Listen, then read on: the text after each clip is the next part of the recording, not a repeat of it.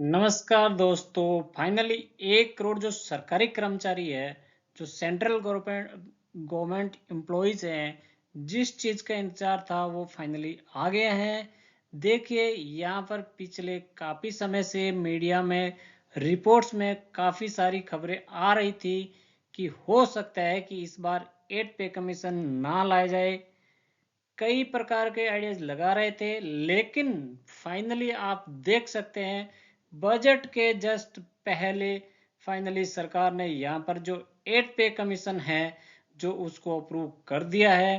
कहने का मतलब ये है कि जो कमीशन का सेटअप किया जाएगा उसका अप्रूवल जो अभी मिला है। देख सकते हैं खबर, 8 pay commission approved by cabinet to revise salary of central government employees. तो इसको थोड़ा सा देखिए कि आखिरकार देखिए कि पे कमीशन क्या होता है, इसके अंदर कौन कौन सी चीजें होती है। पहले के जो पे कमीशन रहे थे, जैसे कि मान लीजिए 6 पे कमीशन और 7 पे कमीशन, उसमें क्या हुआ था, इस बार कितनी सैलरी हाइक हो सकती है, काफी कुछ जानने को मिलेगा। चलिए आगे बढ़ते हैं। चलिए शुरुआत करते हैं। सबसे पहले ये देखते हैं कि वह क्या है। देखिए यहाँ बताया जा रहा है कि यहाँ पर कुछ दिन पहले सेंट्रल गवर्नमेंट के द्वारा 8 सेंट्रल पे कमीशन है उसका रिकमेंडेशन दे दिया गया है, मतलब उसको अप्रूव कर दिया गया है। पर यहाँ पर जो फाइनली जो कमीशन है उसको सेटअप किया जाएगा और अपनी रिपोर्ट यहाँ पे जारी करेगी और उसको सबमिट करेगी।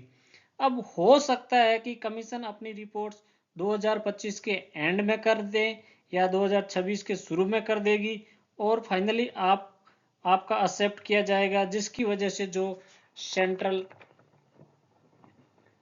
गवर्नमेंट के एम्प्लॉइज हैं, जो पेंशनर्स हैं, उनको इसका काफी फायदा मिल सकेगा।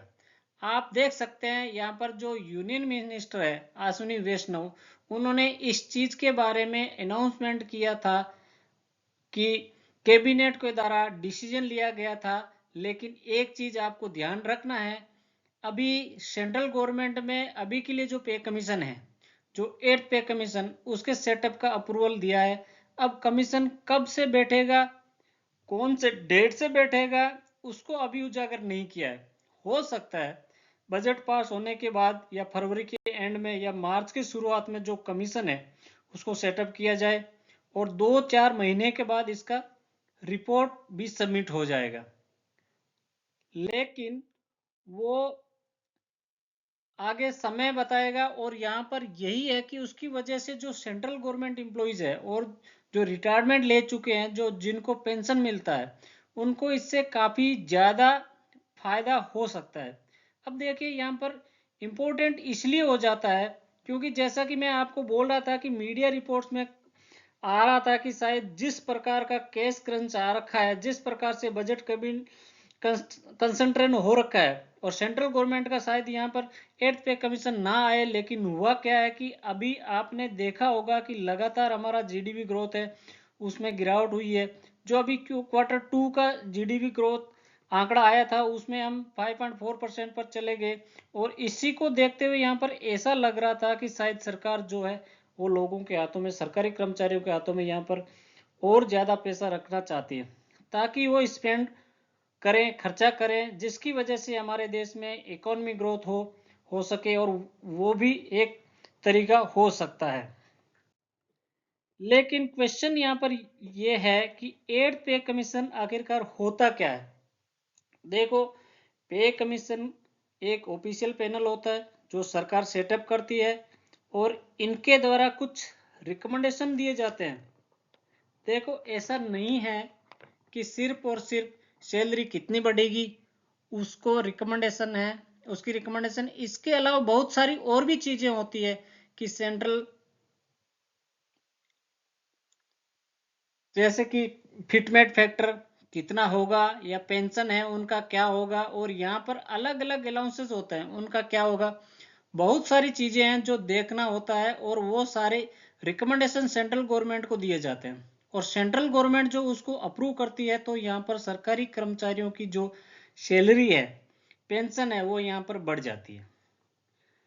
हम देखते हैं कि इंडिपेंडेंस के बाद से अगर आप देखोगे तो यहाँ पर हर 10-10 साल के गैप पर यहाँ पर जो पे कमीशन है वो सेटअप किया जाता है। अल्टीमेटली क्या होता है कि जब लोगों के हाथों में पैसा आता है ना, तो क्वालिटी ऑफ लाइफ बढ़ जाती है। फॉर एग्जाम्पल आप देखोगे कि 7th सीपीसी 2016 में लाया गया था, तो मिनिमम सैलरी 7,000 से बढ़ाकर 18,000 कर दिया था। यहाँ पर टॉप ऑफिशियल की सैलरी वो 2.5 लाख पर मंथ कर दिया गया था। अब मैं आपको 2016 और 2006 के जो पे कमीशन इम्प्लीमेंटेशन हुआ था वो बताता हूँ।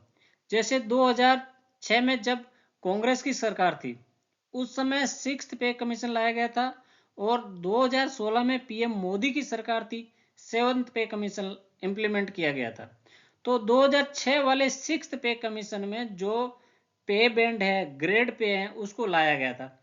आपको याद होगा कि पहले आपने देखा होगा कि 4,800 पे बैंड में होती थी, 5,200 पे बैंड, इस तरह पे बैंड होती थी। लेकिन 2016 के 7th पे कमीशन में इसको सिंप्लीफाई कर दिया गया है, और मिनिमम पे जैसे कि मैंने आपको बताया कि 7,000 से इंक्रीज करके 18,000 किया गया था। मैक्सिमम पे 2006 में ये कर दिया था 80,000, 80,000 रुपए पर महीना, ये सेक्रेटरी लेवल का। लेकिन कैबिनेट सेक्रेटरी का 2016 में 7th पे कमीशन में सैलरी मैक्सिमम किया गया था 2.5 लाख रुपए, जो फिटमेंट फैक्टर है 6th पे कमीशन में 1.86 टाइम था, और 7th पे कमीशन में 2.57 टाइम था। तो देखा कि फिटमेंट फैक्टर क्या होता है, ना कि यहाँ पर जो आपको बेसिक पे है उसका मल्टीप्लाई करना होता है। जो जितना ज्यादा फिटमेंट फैक्टर होगा उतनी ज्यादा आपकी सैलरी होगी। तो जैसे मान लीजिए अगर 10,000 रुपये बेसिक पे हैं, मैं आपको एग्जांपल बता रहा हूँ, और फिटमेंट फैक्टर 1.86 टाइम है, तो इसको आपको 1.86 मल्टीप्लाई कर देना है। मतलब कि 18,000 रुपये में मतलब कि 18,600 रुपये में सैलरी हो जाती है। इसी प्रकार से अलाउंसेस की बात करें तो 6th पे कमीशन में यहाँ पर जो अलाउंसेस हो उसमें एचआरए और बाकी है उसके ऊपर फोकस किया गया, और 2016 वाले 7th पे कमीशन में इसको फर्दर राशनलाइज किया गया।